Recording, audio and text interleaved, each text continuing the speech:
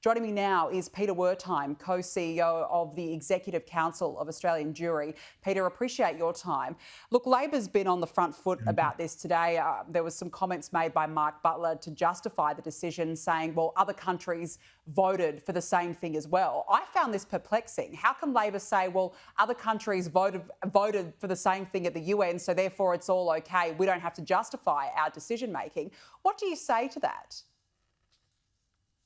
One of Israel's great foreign ministers once said that if a motion was put before the UN General Assembly that the earth is flat and that Israel flattened it, it would pass by 157 votes to 10 with 13 abstentions.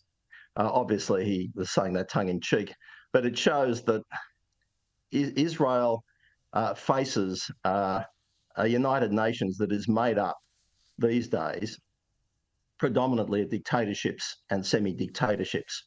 That wasn't always the case, but it certainly has been in recent decades. More than 55, 60% of UN member states are in that category.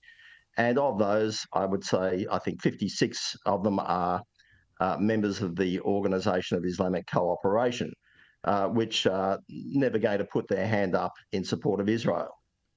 There are many, many more Muslims in the world than there are Jews.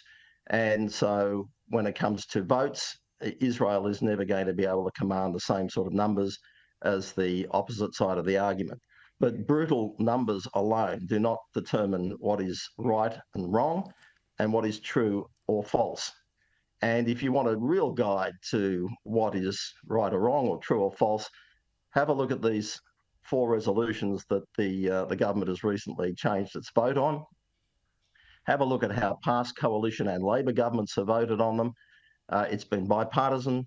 They have always recognised, both in the way they voted and in their explanations of the vote, that they appreciate that these resolutions are totally one-sided. They completely ignore the incompetence and the role played by the Palestinian leadership in creating the conflict.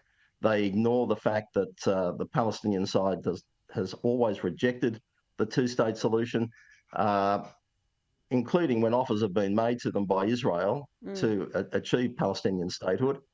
And they completely ignore all of those things. And so Australia, under both coalition and Labor governments for a generation, has voted either to abstain or against them. And now, just in the last few days, this government has thrown all that out and has decided to shift the voting pattern against Israel. And I would say that's mainly for domestic reasons. I can't explain it any other way. I completely agree with you, Peter. There's an election on the horizon, and it just says so much about how this government treats the community, the wonderful Jewish community in this country. It's appalling. Now, look, I want to ask you about this protest last night. There was a pro-Palestinian protest outside Sydney's Great Synagogue and forced it actually into lockdown. There were about 70 who gathered, calling for sanctions against Israel and chanting anti-Israel slogans. Have a look at this. From the problems and hunger that we have around the world. Shame on you!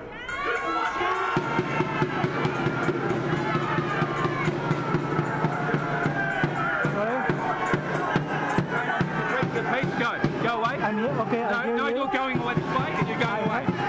Orders antagonising him. No need to be here. I mean, Peter, you've got police telling, I believe it was a Jewish person, telling them to leave, allowing these protesters to continue outside a synagogue, forcing it into lockdown, making Jews feel unsafe in their own place of worship. Is this a new low? It's a low, but it's not a new low, unfortunately. I mean, we have seen over the last 14 months similar incidents at synagogue in Melbourne, and there have been other incidents in Sydney as well.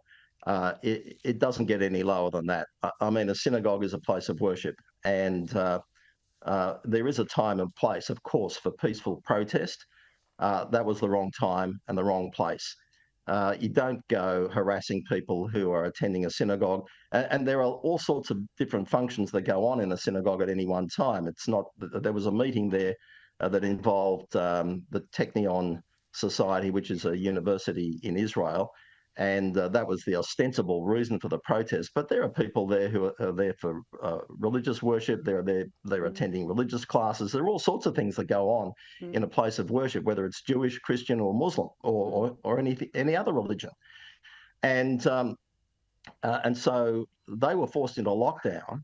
And this is in Australia. I mean, we're not talking about some a dictatorship in overseas. We're talking about free and democratic Australia, where people are supposed to enjoy religious freedom without being put into a situation where then they are placed in fear, placed in lockdown, not free to move around, simply because a small group of people wanted to make a political point.